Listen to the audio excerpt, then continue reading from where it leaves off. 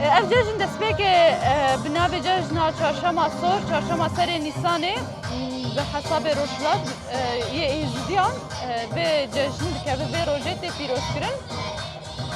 Wateya wê jî wateya wê tê maneya kewna dinyayê cîhan çawa kewinî.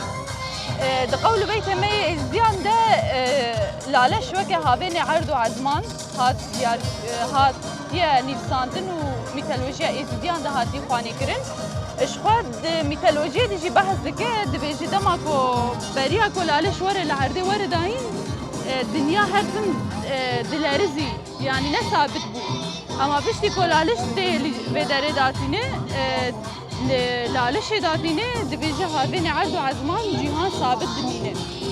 Ji bo wê jî dema ku em hêka dikelîn vê cejnê de ji xwe hêk tên kelandin berî ku hêk werin kelandin hêk rihne yanî saile dema ku tê kelandin sabit dibe xwecihî dibe.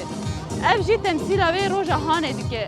Çawa ku zerika hêkê rengê rojê temsîl dike her du aliyên hêkê yani erd û ezman temsîl dike ew rengê ku li ser tê kirin jî rengê xwezayê û pirrengiyê jî nîşan dide.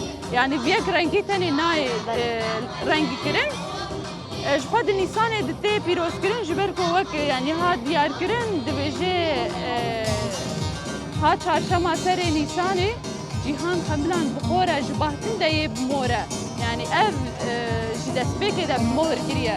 Ev cejn Nîsan hemû mîtolojiyên ku di dinyayê de heye jî yani her tim ew pîroz tê dîtin. Ji bo me êzdiya jî yani çarşema serê Nîsanê ew dibêje bûka salê ye. Di mîtolojiya jî di civakê êzî zimanê civakê êzdî jî yani vê temsîl